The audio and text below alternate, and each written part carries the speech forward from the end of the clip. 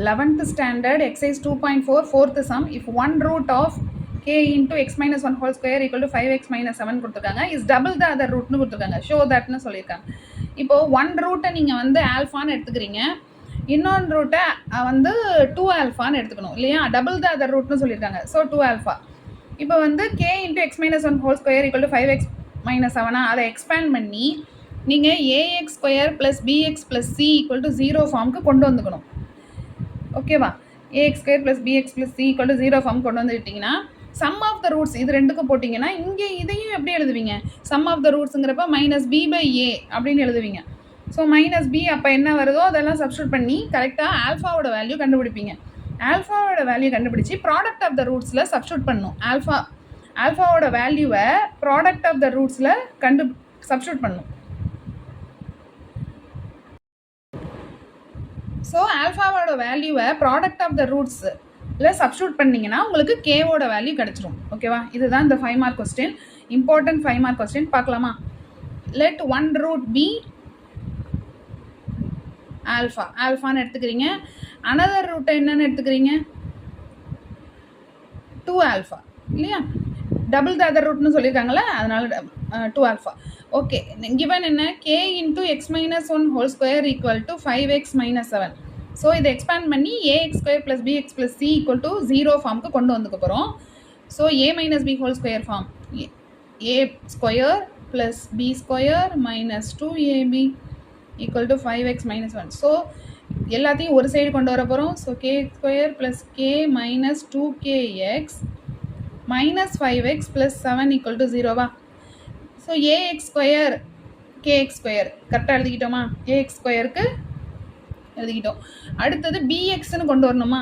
So இங்கே x இங்கேயும் இருக்குது, ரெண்டுத்துலேருந்தும் எக்ஸை காமனாக எடுத்துடுறீங்க, மைனஸும் ரெண்டுத்துலேயுமே இருக்கிறதால மைனஸை காமனாக எடுத்துடுறீங்க. மீதி இருக்கிறத எழுதுனீங்கன்னா 2k ப்ளஸ் 5 இல்லையா?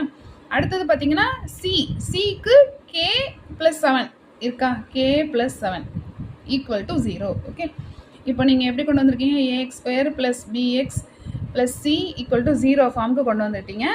இப்போ நீங்கள் சம் ஆஃப் த ரூட்ஸ் கண்டுபிடிங்க. சம் ஆஃப் த ரூட்ஸுங்கிறப்ப ஆல்ஃபா ப்ளஸ் 2 ஆல்ஃபா இல்லையா? ஒரு ரூட் ஆல்ஃபா, இன்னொரு root 2 alpha. So sum of the roots alpha plus 2 alpha equal to இதை எப்படி போடுவீங்க? மைனஸ் பி பை ஏ இப்படி தானே நம்ம போடுவோம். ஸோ மைனஸ் பிங்கிறப்ப இங்கே என்னது? மைனஸ் ஆஃப் 2k ப்ளஸ் 5 இல்லையா? ஸோ இந்த மைனஸ் ப்ளஸ் ஆகிடுது. 2k ப்ளஸ் 5 பை ஏ வந்து கே இல்லையா? ஏன்னா கே. ஸோ கரெக்டாக சப்ஸ்டியூட் பண்ணும். So 3 alpha equal to 2k plus 5 by k. Alpha equal to 2k plus 5 by 3kன்னு கிடச்சிருது உங்களுக்கு. ஓகேவா? இப்போ ஆல்ஃபாவோட வேல்யூ கண்டுபிடிச்சோடனே நம்ம என்ன செய்யணும்? ப்ராடக்ட் ஆஃப் த ரூட்ஸில் சப்ஸ்டியூட் பண்ணணும். ஸோ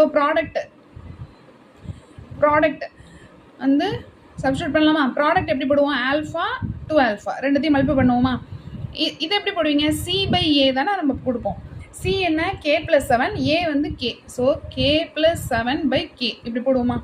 இப்போ வந்து 2 alpha square equal to K plus 7 by கேவா? இதில் ஆல்ஃபாவோட வேல்யூ இங்கே கண்டுபிடிச்சோம்ல, அதை சப்ஸ்டியூட் பண்ண போகிறோம். 2k plus 5 by 3k whole square. ஓகேவா? சப்ஸ்டியூட் பண்ணிக்கிறோம். Equal to K plus 7 by K. இங்கே கரெக்டாக எக்ஸ்பேண்ட் பண்ணலாம். 2 இன்ட்டு 2k ப்ளஸ் 5 வந்து a plus b whole square. So 4k square plus 25 plus 2ab. அப்போ என்ன செய்வீங்க? 4 5 20 20k by 3k whole square தானே மீனிங். அப்போது 9k ஸ்கொயர்னு ஆகிடுமா இந்த இடம்? Equal to k plus 7 by k. இப்போ பாருங்கள், இங்கேயும் k ஸ்கொயர், இங்கே k இருக்குது. ஸோ k கேன்சல் ஆகிடும். இங்கே ஸ்கொயரு, இங்கே கே கேன்சல் ஆகிடுமா? ஒரு கே கேன்சல் ஆகுது. ஸோ இங்கே வந்து கிராஸ் மல்டிப்ளை 9k இங்கே போயிடுது. ஓகேவா? அப்படி பண்ணிக்கலாம். இங்கே 2வை உள்ளே மல்டிப்ளை பண்ணிக்கலாம். So 8k square plus 50 plus 40k equal to 9k into k plus 7 கிடைக்குதா?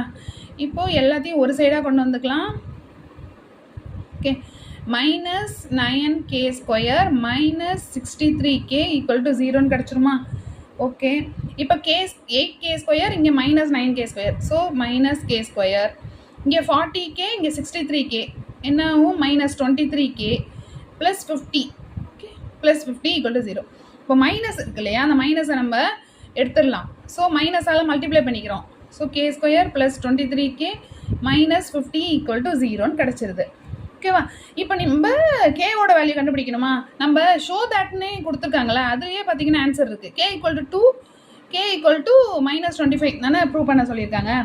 இப்போ இதில் பார்த்தீங்கன்னா கே ஈக்குவல் டு மைனஸ், இந்த கே ஈக்குவல் டு 2 இருக்குல்ல, அதை -2ன்னு எடுத்துக்கோங்க. இப்போ -2, கே ஈக்குவல் டு -25, அதை 25ன்னு எடுத்துக்கோங்க. இப்போ பண்ணிங்கன்னா 25 - 2 உங்களுக்கு 23 கரெக்டாக இருக்காங்க, ப்ளஸ் 23.